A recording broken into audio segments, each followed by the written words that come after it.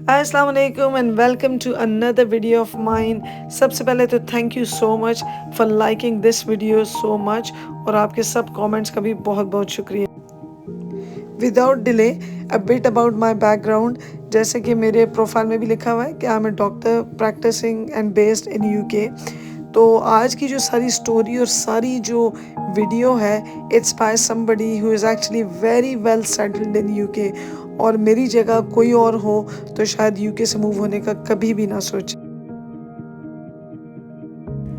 सबसे पहले जी बात शुरू करते हैं मेरे प्रोफेशन से। अभी रिसेंटली हमें GMC which is the general medical council, जो डॉक्टर्स की मेन काउंसिल है यहाँ पे, जैसे पाकिस्तान में पीएमडीसी है, तो उसकी तरफ से एक लेटर ऑफ अपॉलजी आया कि हमसे भाई बड़ी ज़्यादती हो गई है। 1980 में जिन लोगों को हमने होमोफोबिक लॉज की बेस पे जिन डॉक्टर्स को निकाला था कि उस ज़माने में गेज़ और लेस्बियंस का रवाज नहीं था, तो जिनको निकाल दिया था उनसे हम सिंसियरली अपोलोजाइज़ करते हैं। और अब आ जाती हूँ अपने बच्चों पे। मेरा बेटा सेकेंडरी स्कूल में है और मुझे एक दफ़ा स्कूल से कॉल आई, बड़ा अच्छा सा स्कूल है, और मुझे वहाँ से कॉल आती है कि आपके बेटे को जो है ना डिटेंशन मिलेगी या पनिशमेंट मिलेगी, और ये कि now he is turning this years of age, तो उसको ये पता होना चाहिए कि एलजीबीटी कम्युनिटी के मुतल्लिक अब ये बात नहीं कर सकते, और अब तो ये एलजीबीटी से बढ़ के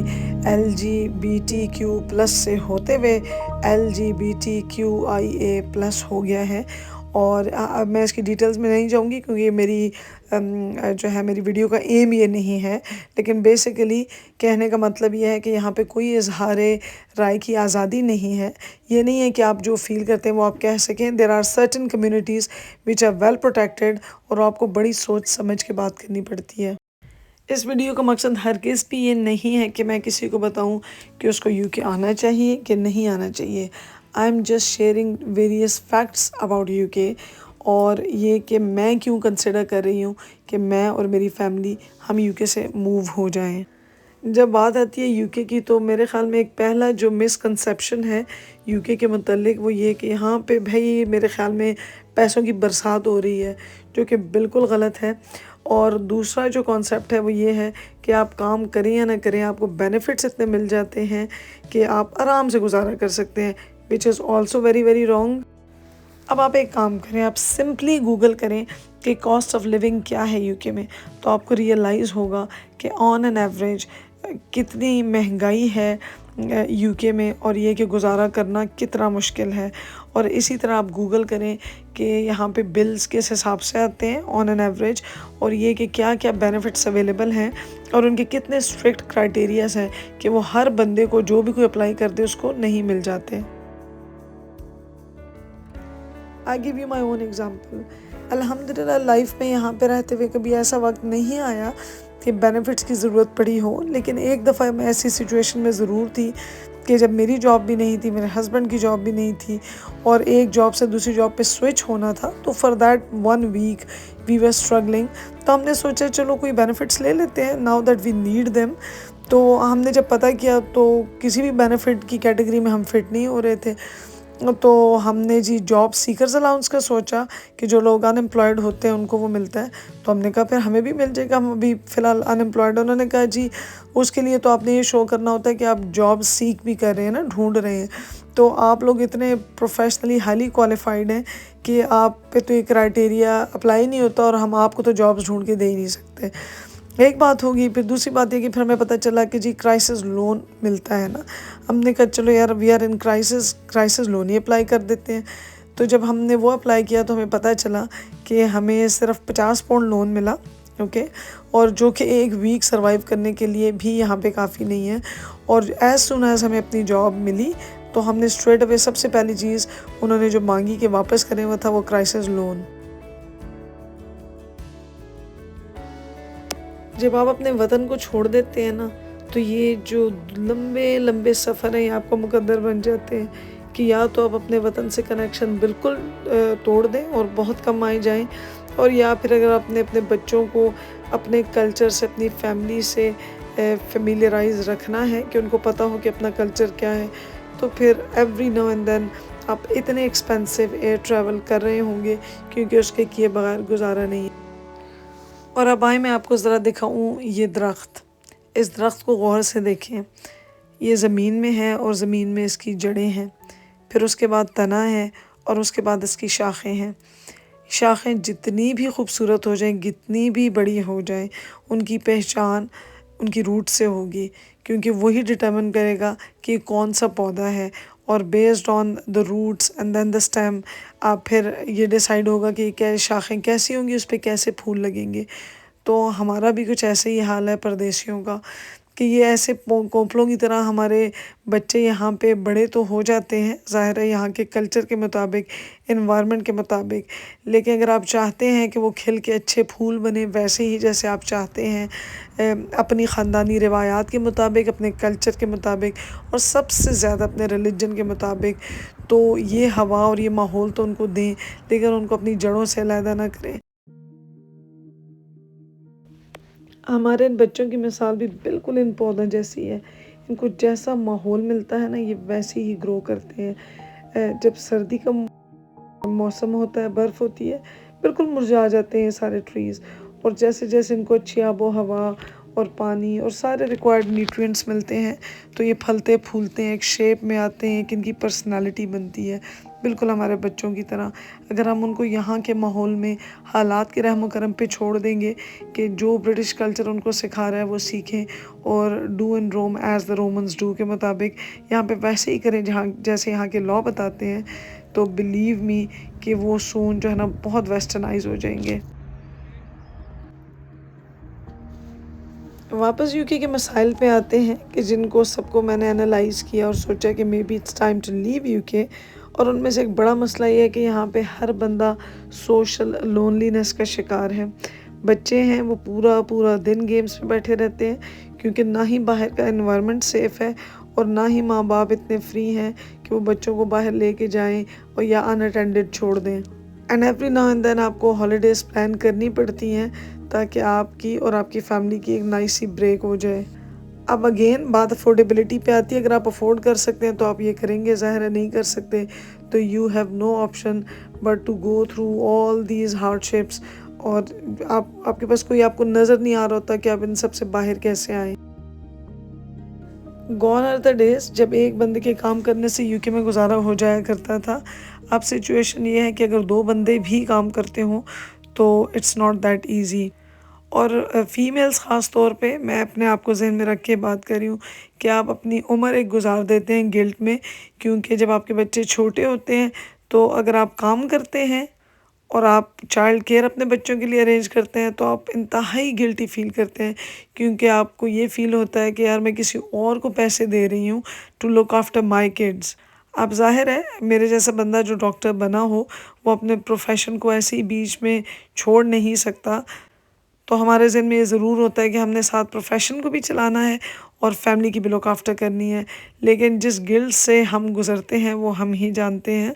एंड आई एम श्योर कि इस सिर्फ मेरे प्रोफेशन की बात नहीं है, ये हर घर की कहानी है, कि आपकी उम्र गुज़र जाती है इसी सोच में कि मैं पैसे दे के अपने बच्चों की अपब्रिंगिंग करवाऊँ या ख़ुद घर बैठ जाऊँ, और ताकि मुझे पैसे ना पे करने पड़ें और मैं अपने बच्चों की खुद लुक आफ्टर करूँ। अच्छा, जब लोग यूके आने का प्लान कर रहे होते हैं तो एक और बहुत बड़ा एडवांटेज जो सबके जहन में है वो ये है कि यूके में हेल्थ केयर फ्री है।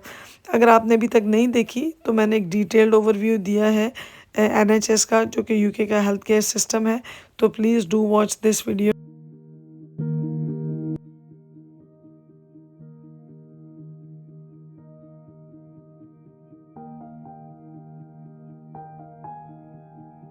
आई am a huge fan of NHS, लेकिन मैं ख़ुद इस सिस्टम का हिस्सा होते हुए भी इसमें इतने प्रॉब्लम्स देखती हूँ।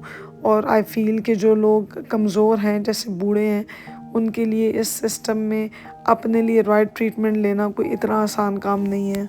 और जो GPs का सिस्टम है यहाँ पे, it is in need of improvement, क्योंकि आपको अगर अपॉइंटमेंट आज चाहिए हो तो हो सकता है कि आपको अगला पूरा महीना अपॉइंटमेंट ना मिले, एंड यू जस्ट फील कि यार तकलीफ़ तो मुझे आज है, मैं महीने बाद की अपॉइंटमेंट का क्या करूं, या मुझे अपॉइंटमेंट मिले ही ना तो मैं क्या करूं।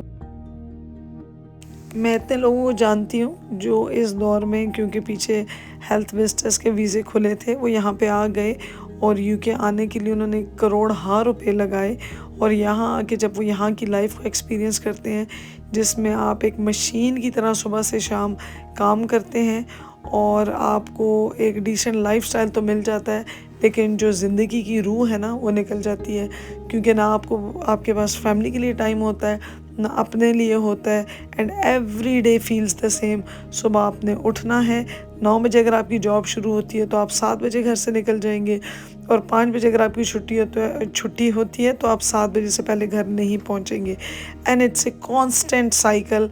और जो लोग काम कर रहे हैं उनको पता है कि हॉलीडेज़ के लिए भी छुट्टियां लेना is not that easy, you really need to plan it. और अगर आपके काम पे लोग कम हैं तो ज़रूरी नहीं है कि आपको उन दिनों में छुट्टी मिले जिन दिनों में आप चाह रहे हैं। और summer is a very busy time जिसमें हर बंदा छुट्टी चाह रहा होता है। तो जिन लोगों के बच्चे हैं और वो सिर्फ समर ही में छुट्टी ले सकते हैं क्योंकि बच्चों की स्कूल हॉलीडेज़ होती हैं, उनके लिए ये भी एक चैलेंज से कम नहीं है कि हर साल वो छुट्टी को कैसे अरेंज करें अपने बच्चों के मुताबिक, अपनी फैमिली नीड्स के मुताबिक, ताकि वो आप एक हेल्दी ब्रेक ले सकें। इतने साल जो मेरे यूके में गुजरे, मैंने कितनी शादियां मिस की, कितने इम्पोर्टेंट इवेंट्स मिस किए। एंड आई एम श्योर कि सिर्फ मैं नहीं हूँ जिसके साथ ये हुआ। हर बंदा जो अपना देश छोड़ के परदेश में आता है वो ये कॉन्ट्रैक्ट कहीं साइन करके आता है कि मैं खुशियों में भी शामिल नहीं हूँगा और गमों का साथी भी मैं नहीं हूँ। आई थिंक कि हर एक की सक्सेस की डेफिनेशन, हैप्पीनेस की डेफिनेशन फ़र्क होगी, लेकिन अगर ये चीज़ें आपके लिए मैटर करती हैं तो कहीं भी बाहर मूव होने से पहले थिंक मिलियन टाइम्स। और अगर आप मेरी तरह बाहर आ ही गए हैं तो इट्स नेवर टू लेट। अगर आपके जहन में कभी ये ख्याल आ जाए, आपको कभी ये लगे कि शायद ये जगह मेरे रहने की नहीं है and I want to go back to where I belong to, तो इट्स नेवर टू लेट। और कभी भी ज़िंदगी की किसी स्टेज पे भी ये फ़ैसला कर लेना चाहिए अगर आपको अल्लाह तौफीक दे। वो किसी सियाने ने कहा था ना कि man is a social animal. यकीन करें परदेश में आके you become an anti social animal, जिसकी कोई सोशल लाइफ नहीं होती। शुरू में तो आप गौर ही करते रह जाते हैं कि यार ये वही यूके है, वही इंग्लैंड है कि जिसकी लोग आने की इतनी, जहाँ पे जाने की इतनी ख्वाहिश करते हैं, और यहाँ की इतनी डेड लाइफ है कि जिसमें कुछ भी नहीं है, आपको बंदा देखने को नहीं मिलता। कभी कभी मैं पाकिस्तान से वापस आती हूँ और पहला दिन हमेशा इतना टेरेबल होता है यूके में कि मैं अपनी विंडो से देखती हूँ एंड इट सरप्राइजेज़ मी कि आपको बाहर एक बंदा नज़र नहीं आता। ना अपने मुल्क वाले कपड़े मिलते हैं, ना अपने मुल्क वाली मिठाइयाँ मिलती हैं। अब ज़रा आप ऑन दी अदर हैंड आप देखें कि अपने मुल्क में क्या क्या मज़े अवेलेबल हैं। ये हमारा मुल्क है, ये कराची का एयरपोर्ट है। बस आते ही लग्जूरियस किस्म की जो है ना सर्विसेज आपका इंतज़ार कर रही होती हैं। एक वार्म वेलकम होता है एयरपोर्ट पे आपका।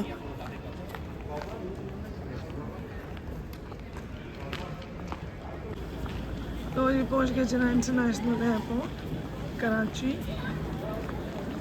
पाकिस्तान में जितनी मर्ज़ी गुर्बत होना, हर बंदा अपने अपने लेवल पे ज़िंदगी को एंजॉय कर रहा है। गरीब अपने लिहाज से, मीडियोकर्स अपने लिहाज से, और रिच तो खैर एंजॉय कर ही रहे हैं। तो मैं शुरू में इस सारे नॉइज़ी इन्वायरमेंट को इतना मिस करती थी कि मुझे होता था कि यार यूके में तो आवाज़ ही नहीं आती किसी की। कराची की सबसे मज़े की ब्यूटी कराची की एक खूबसूरत हवा जो हर वक्त चल रही होती है। अबू, मैंने कहा आपको वो याद है जब भी हम आते थे तरबेला से तो सारे लोग कहते थे जब भी हम आते थे ना किसी के भी घर बारिश होती थी, मशहूर था ये, बारिश होती है। I absolutely love this freedom. मुझे ये देसी लाइफस्टाइल बहुत अपील करता है कि मैं जहाँ मर्ज़ी चलूँ, जो मर्ज़ी गप लगाऊँ। I absolutely hate robotic lifestyle कि जिसमें आपको एक लकीर में चलना है, कि कोई लॉज आपको डिक्टेट करेंगे कि आप ये करेंगे तो ये कल्चरल नॉर्म में आएगा और ये करेंगे तो नहीं आएगा। आप चेक करें जी ये शहीर की और सारे बच्चों की एक्साइटमेंट। आप मुझे ख़ुद बताएं कि अगर यूके में कोई आ रहा हो और इस वक्त आ रहा हो तो कभी इतने लोग और इस तरह की कोच में रिसीव करने जाएंगे, क्योंकि ये यहाँ के कल्चर के लिए नॉर्मल बात नहीं। हाउ हवा इतने मज़े की चल रही है ना। इतना अच्छा ट्रक है, मैंने भी लेना है।